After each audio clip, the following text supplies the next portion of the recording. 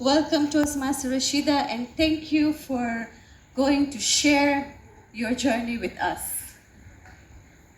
Our next panelist is Toastmaster Goodwill. Toastmaster Goodwill started back in 2019 as a Dar Toastmaster member. He is now leading Juhudi Toastmaster, a corporate club of CRDB, and he works as an IT governance. We then have Toastmaster Catherine Aliwa, who is a seasoned Toastmasters and has taken many leadership roles in our club, and she works in insurance.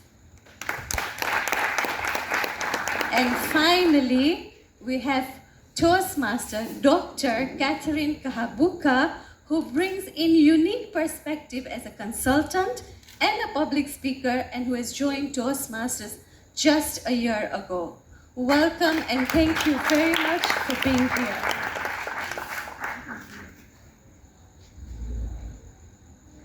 In the interest of time, I'll start with Toastmaster Rashida. Tell us, what was your biggest communication challenge you faced before joining Toastmasters? Good evening, fellow Toastmasters and guests. Good evening. My biggest challenge before I joined Toastmasters was my fear of speaking in public. I didn't really have an English problem, but I did have the fear of speaking in public.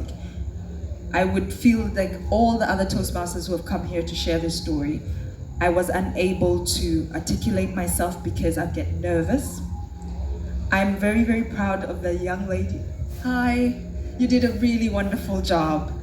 Yes, and I hope to see you at Toastmasters, any Toastmasters of your choice. And I will personally invite you to Toastmasters of Masaki, Karibu. So what happened was I always used to get butterflies. I would not be able to concentrate. It would be difficult for me to mention or explain what I was trying to say. My brain would get fuzzy. But I was always prepared. Not that I can speak. I speak impromptu. I prefer that rather than prepared speeches. But Toastmasters, the biggest issue I had was I couldn't speak in public without feeling overwhelmed. So that's what my biggest challenge was. So once you came in Toastmasters, what are the skills that you improved or that you got that now you're using in your daily life, either in your professional life or your personal life? There's several. I wouldn't even have the current job I have if I didn't have the opportunity to be a Toastmaster. Why do I say this? A friend calls me up and says, hey, how are you doing? I'm like, yo, it's my friend, I'm an introvert. So with my friends, I'm very fun and loving. With new people, I'm not so much. So she's telling me, and then she says, hey, someone's looking for a person who has your skill sets. And then I'm like, okay, that sounds interesting. When can we, it's like, okay, just wait 1 minute, I'm adding them onto the call. I'm like, what? Why would you do that? You know, and I don't have time to process. This was table topics, right? I didn't have time to process, I didn't have time to prepare. And she says, hey, this was the lady I was telling you about. And she starts rumbling on about how amazing I am. And I'm thinking, I'm not going to say a word here. But then I remember table topics. That's what we're always doing. So take a deep breath and give your 2-minute elevator speech. And it was that easy. As soon as you start listening and concentrating on the conversation you're having, one thing that Toastmasters does for you is it has a program. So for those who are nerds like me, you can follow the program one step at a time. And it goes as fast or as slow as you want to be. I've been a Toastmaster for 2 years and I've already done a couple of roles. I've already finished a pathway and I'm on my second one. It's about your own effort. And what I picked up in Toastmasters was that I could speak on my feet. So I was able to articulate myself. The gentleman was like, I'm really impressed. The next time I'm in Tanzania, please let's meet for a dinner. Thank you, Toastmasters. Thank you so much, Toastmaster Rashida. That's inspiring, especially for those who work in companies where you need to speak or even during your interviews. So thank you so much. We'll go to Toastmaster Goodwill. Toastmaster Goodwill has been in Toastmasters since 2019. He's now leading Juhudi. So can you share a specific Toastmaster project or a leadership role that has made a significant impact on your growth? Good evening, fellow Toastmasters and guests. Good evening. So I've been doing leadership and development pathway, and in that project, there's one particular stage where I have to know the leadership styles, things like democratic leadership style, authoritarian, laissez-faire leadership style, and this really captured my moment during the execution of my project. And I was able to identify at the end of the day my leadership style. Apart from that, I've been serving different leadership roles in my Toastmaster journey. I was once a sergeant at arms at that Toastmaster for a year. I remember during that time we had a challenge of the venue, and I was able to influence to get a very good venue, New Africa Hotel, which is still a great home of that Toastmaster until today. And I was once served as a VPM, Vice President Membership, where I was able to connect different people, to converse guests to members, and also to retain the members. Within a period of 6 months, we were able to retain almost 20% of the membership. Thank you. Thank you. Toastmaster Goodwin, let me take you back 6 or 7 years ago. If I had asked you to sit here next to me and answer questions and compare yourself today, what would be the difference? Well, the difference is very huge. I'm working in a corporate environment. I can just attest that.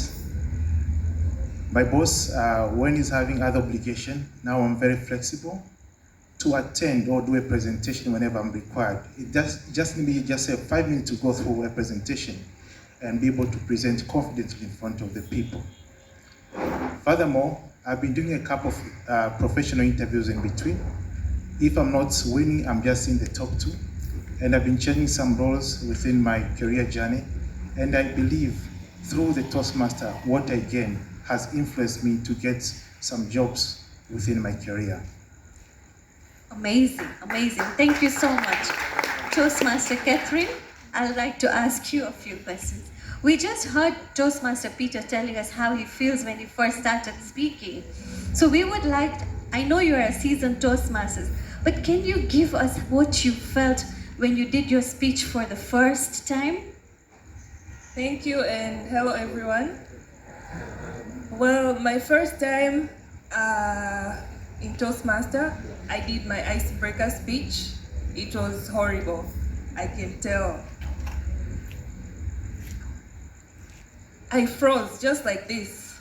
I didn't know how to begin my speech, even though I had prepared for like 3 weeks and I had it organized, but once I was on stage, everything like evaporated. But then I had to just do it because I had 3 weeks of practice and I cannot just fail right now. I just needed to say something and everything would just flow. So I used to hold my hands, I could find comfort in my hands because I was so nervous and anxious, and I just wanted to get off the stage. But whoa, when I started speaking, everybody was eager to listen. Nobody was showing frowny faces because what are you doing on stage? Why are you not speaking? Everybody gave me that encouragement, and I started out my speech even though I rolled my eyes like this, trying to remember points. But then I'm glad I finished within time. It was not easy, but I did it. I think we all started the same way. Trust me, I cried after my first speech. So tell me, how has Toastmasters helped you overcome this fear? Well, in Toastmaster, I remember there was a certain instance in Toastmaster when I used to attend as a student back in school, and then I come for a session in Toastmasters. And then there was a day during table topics I was picked, and there was a question. I was like, I didn't know what to say. I froze for like 1 minute. And then I just had to pick someone. can you just help me with that question? And that was it. I didn't say a word that day. And that's when I felt that, fine, it's good to listen to speeches from other people, but you as a person, you also need to get up there and try to perfect yourself through practice. So that's why I decided to join Toastmasters. Amazing. So it's Toastmasters empowers you, but it is you who can make the difference. Yes. Thank you, Catherine. We will now go to our doctor. I've left her for the last because I have so many questions for her. First of all, Doctor, thank you so much for coming in. Doctor is a public figure, so I'm surprised. Why did you join Toastmasters given your experience with public speaking? Thank you so much for your question. Good evening, ladies and gentlemen. Good evening. Yeah, and thank you. You are being very kind for the compliments. Let me say that I joined Toastmasters last year in November. It's almost a year now.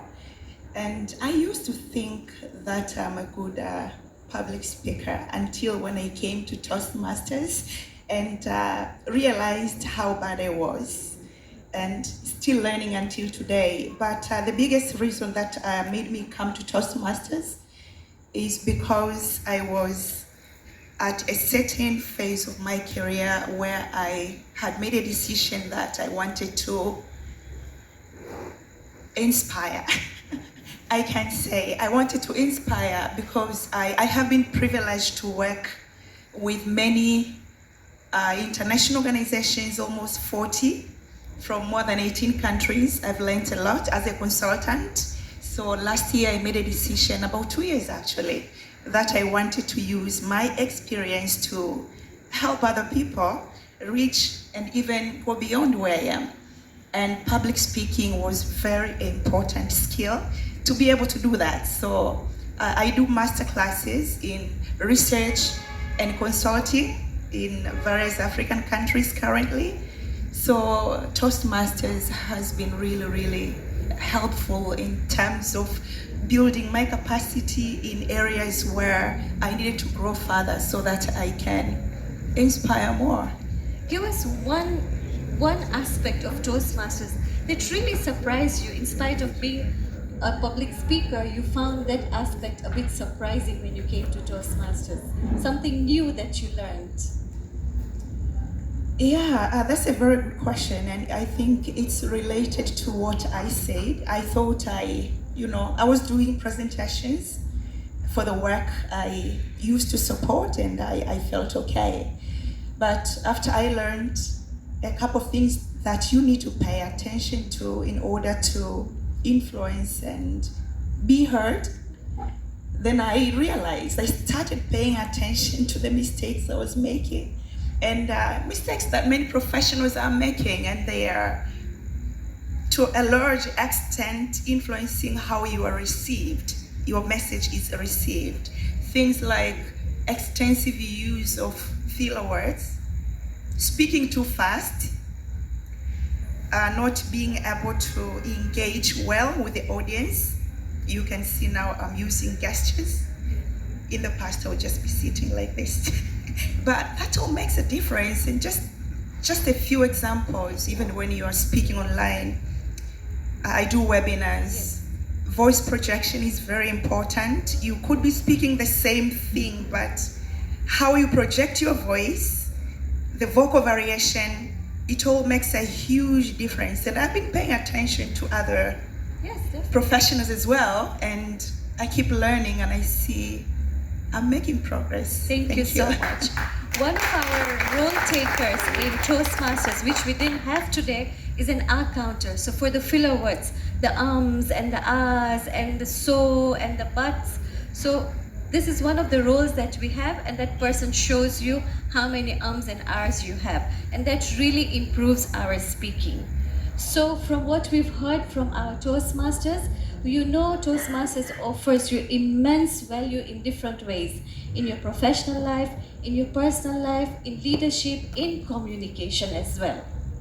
If today's conversation has inspired you or sparked your curiosity come see any one of us. The 5 of us are here. All those who are wearing badges, the Toastmasters t-shirts people wearing, you can meet any one of us, speak to us, listen to our stories, and make sure you are part of Toastmasters, because we really, really want you all to be part of our family.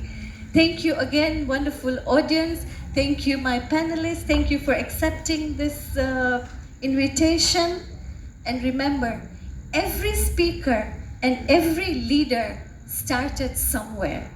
Perhaps today is your first step towards a great leader or a communicator. Over to you, Toastmaster Nazir.